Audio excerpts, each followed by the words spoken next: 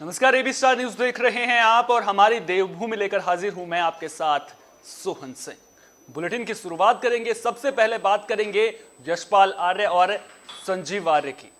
Cabinet मंत्री यशपाल आर्य और संजीव आर्य के फिर से कांग्रेस में आने को लेकर पूर्व विधानसभा अध्यक्ष और जागेश्वर विधायक गोविंद सिंह कुंजवाल का बड़ा बयान सामने आया है। उन्होंने कहा कि आज बीजेपी की नीतियों से परेशान होकर लोग कांग्रेस का दामन थाम रहे हैं। उन्होंने कहा कि यशपाल आर्य और संजीव आर्य के कांग्रेस में उनका स्वागत है और उन्होंने कहा कि यशपाल के आने से 2022 में कांग्रेस को विजय होने से कोई नहीं रोक सकता और कांग्रेस 2022 में बड़ी बहुमत से सरकार बनाने जा रही है।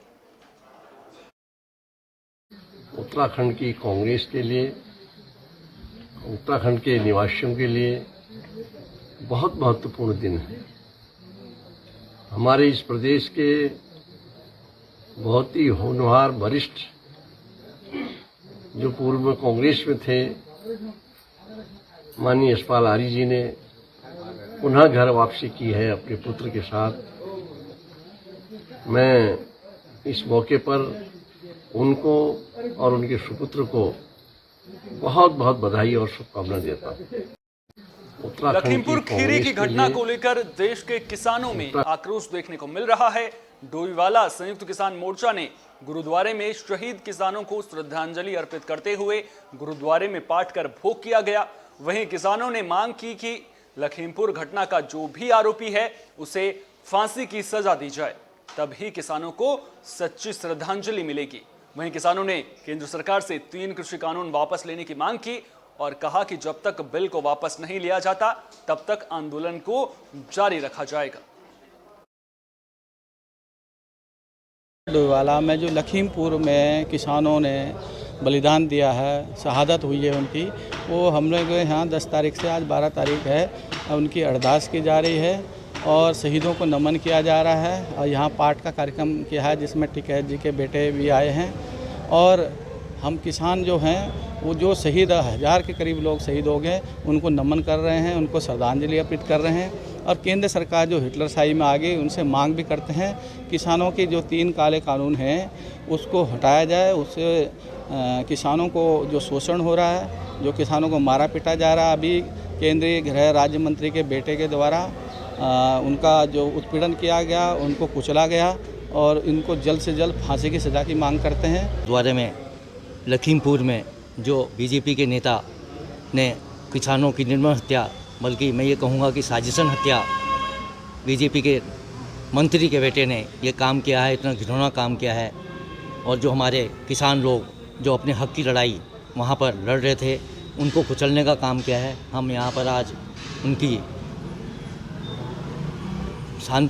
शांति उसके लिए और उनकी जो है आज यहाँ पर सब डोईवाला के संयुक्त किसान मोर्चे के लोग इकट्ठे हुए हैं और हम उनकी शांति के लिए और उन यहाँ पर डोईवाला में समाजवादी पार्टी ने डॉक्टर राम मनोहर लोहिया की 54वीं पुण्यतिथि को सामाजिक न्याय दिवस के रूप में मनाया और ओबीसी आरक्षण को बढ़ाए जाने की मांग की। सभा कार्यकर्ताओं ने लोहिया जी की तस्वीर पर पुष्प अर्पित कर श्रद्धांजलि दी, जिसके बाद डोईवाला उप जिलाधिकारी के माध्यम से राज्यपाल को ज्ञापन सौंपा गया और सामाजिक न्याय के मुद्दे पर सुधार लाने के साथ ओबीसी आरक्षण को बढ़ाए जाने की भी मांग की गई।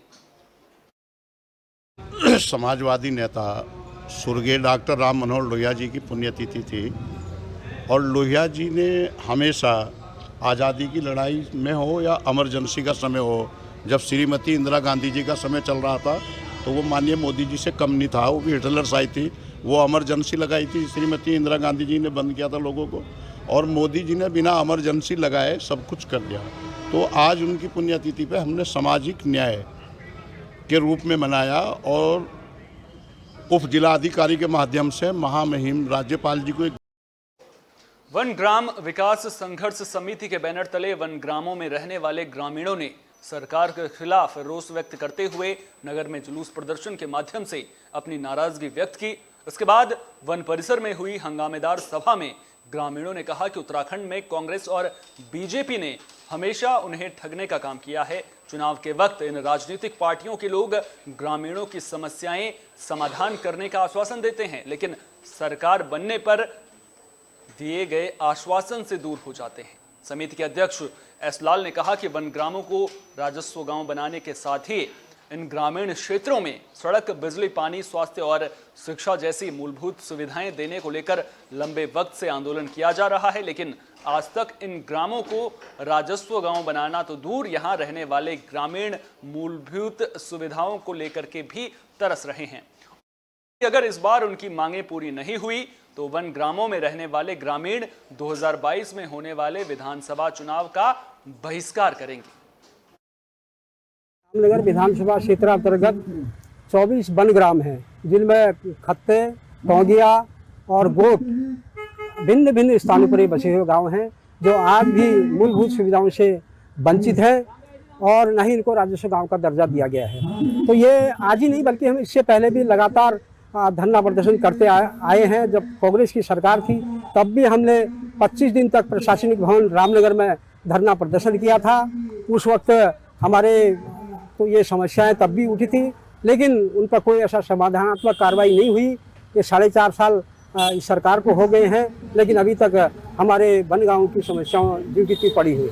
ये वनग्राम जो संघर्ष समिति है, इसके माध्यम से पूर्व में भी इस तरह के आंदोलन किए गए हैं और भारतीय जनता पार्टी जब भी शासन में रही है उसने कोशिश की है कि इन लोगों को मूलभूत आवश्यकताएं, पानी है, बिजली है, स्कूल है, खाद्यान्न की व्यवस्था है, सड़कें हैं, ये व्यवस्थाएं, ये सुविधाएं इनको मिलनी चाहिए। हम पहले भी कहते थे, आज भी कह रहे हैं।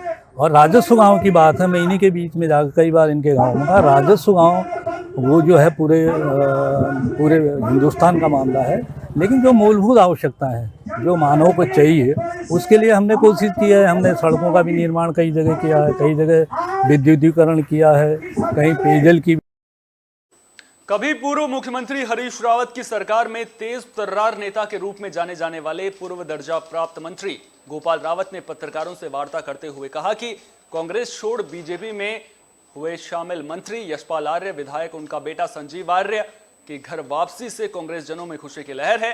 उन्होंने कहा कि इसके साथ ही कई और लोग बीजेपी छोड़कर कांग्रेस में शामिल हों, जिससे कांग्रेस को 2022 में बड़ी मजबूती मिलेगी। साथ ही गोपाल रावत ने यह भी कहा कि हरीश रावत सरकार को गिराने वाले जो लोग बागी होकर दूसरी पार्टी में चले गए थे, अब वे घर वापसी के लिए छटपटा रहे हैं, पर इनकी घर वापसी से किसी को ऐतराज नहीं है, पर इनके मन और इनके चरित्र को जरूर हाईकमान जांच पड़ताल कर ले, जिससे कांग्रेस को आने वाले वक्त में कोई दिक्कत परेशानी ना हो। यशपाल जी के आने से उत्तराखंड में एक उछाल सा आ गया है, जिसमें कांग्रेस 60 सीटों में बढ़त बनाने जा रही है। उत्तराखंड पहले से भी कांग्रेस की जनता की चाह रही। उत्तराखंड की खबरों में फिलहाल के लिए इतना ही। देश दुनिया की तमाम अहम खबरों के लिए आप देखते रहिए बी स्टार न्यूज। दीजिए इजाजत, नमस्कार।